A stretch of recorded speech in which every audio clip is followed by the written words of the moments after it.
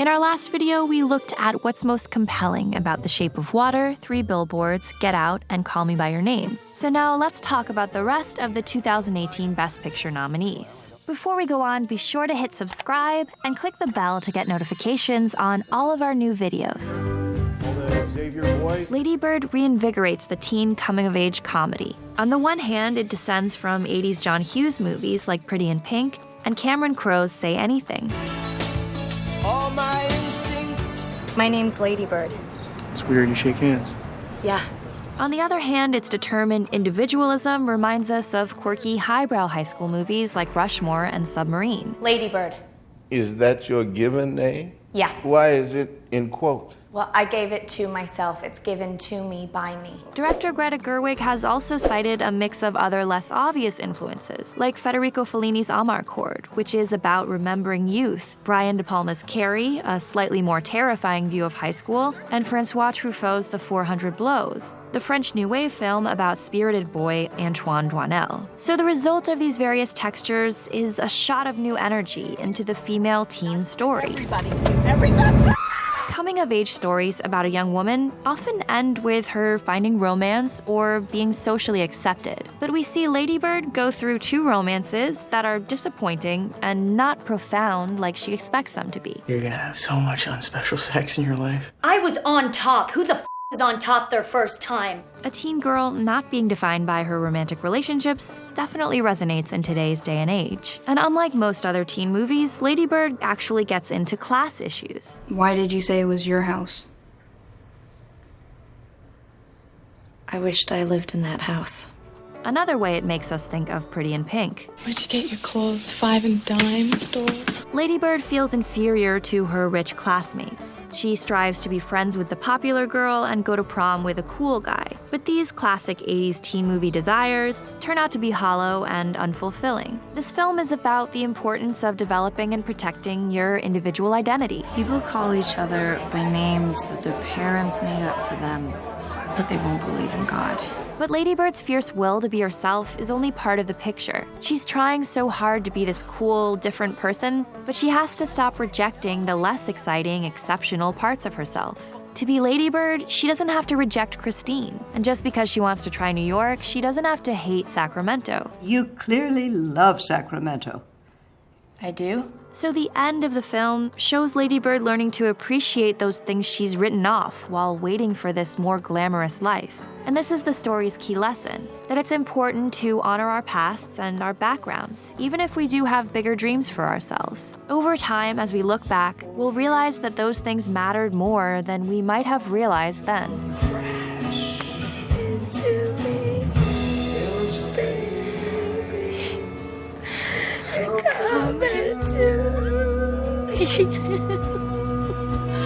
That was leaked out of the Pentagon? The most highly classified documents of the war.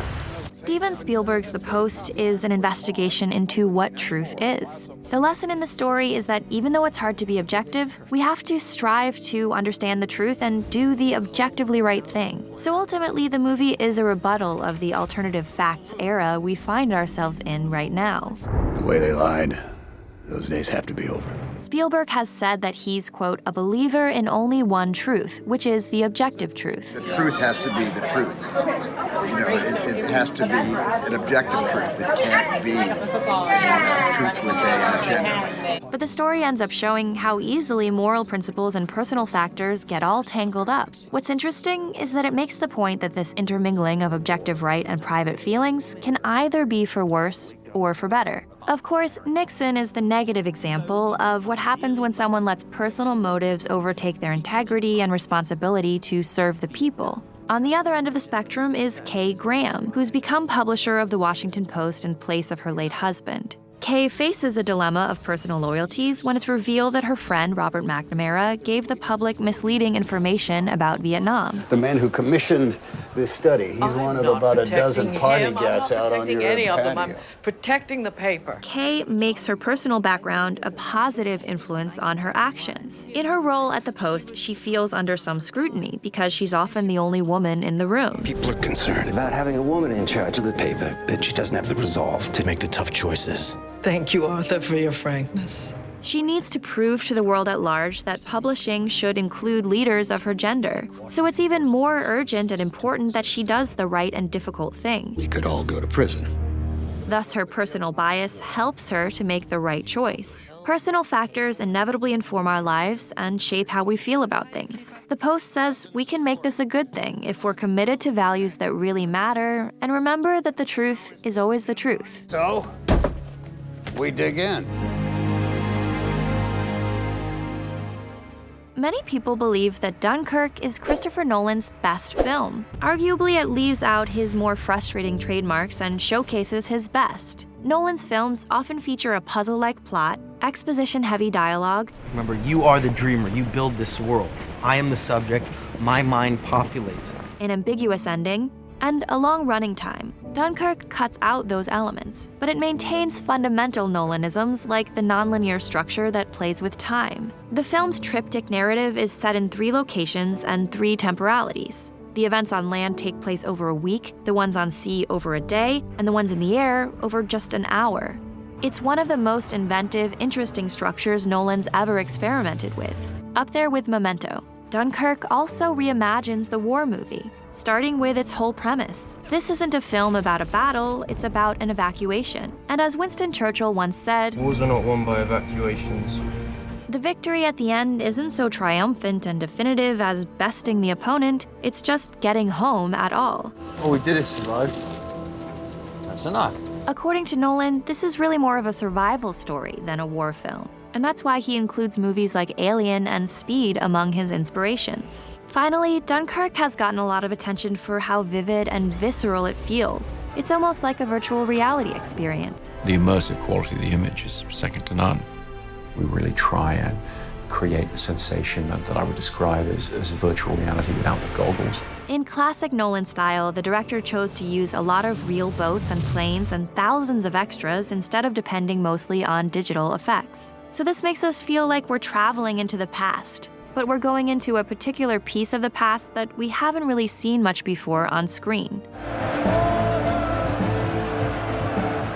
Darkest Hour could be seen as a companion piece to Dunkirk.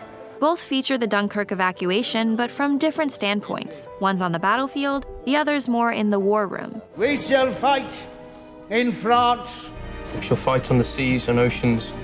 We shall fight with growing confidence and growing strength in the air. We shall defend our island whatever the cost may be. But both films use history to slyly comment on the present. We seem to find ourselves looking back at Winston Churchill a lot these days. Modern depictions tend to emphasize the legendary prime minister's quirks and periods of unpopularity.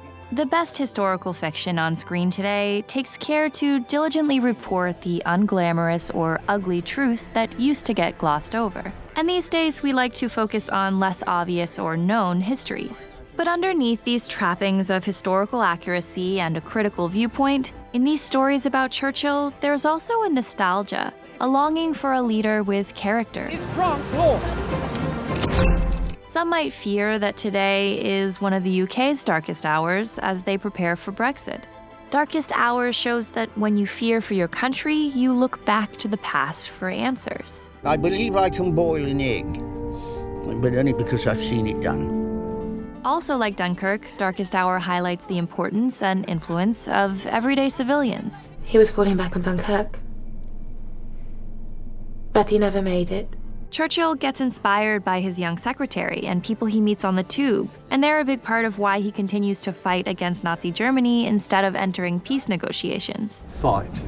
Fight the fascists. Fight them with anything we can lay our hands on. Broom handles if we must. Street by street. They'll never take Piccadilly.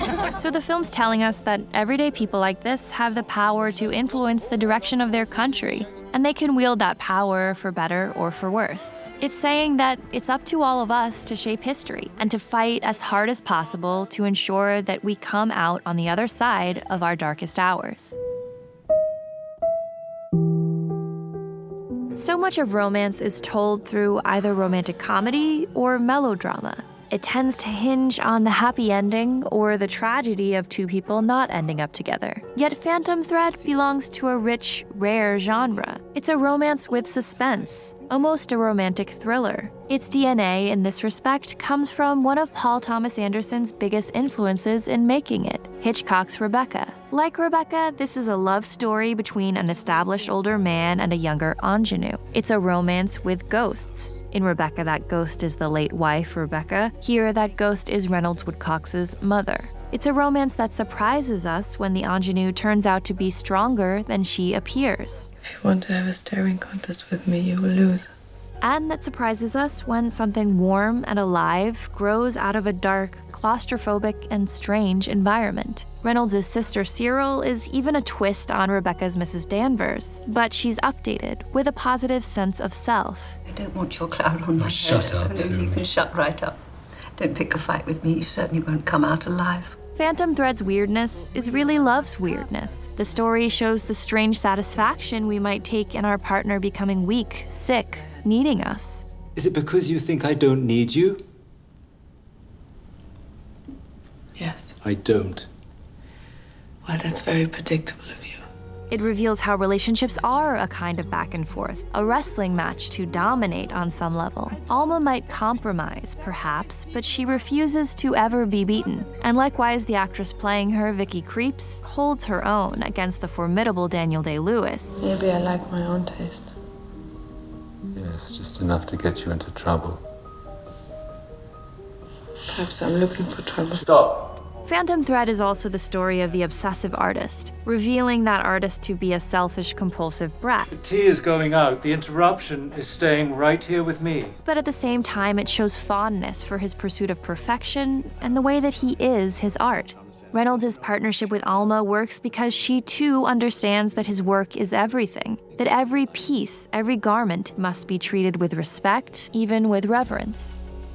Overall, the 2018 Best Picture nominees are a strong set of movies.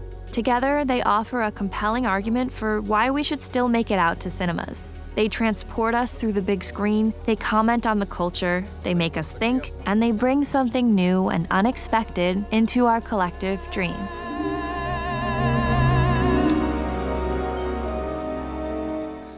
It's Deborah and Susanna, and you're watching Screen Prism. Thanks guys so much for watching. We post videos every Saturday and Sunday and during the week, so hit that subscribe button and you'll get access to all of our videos.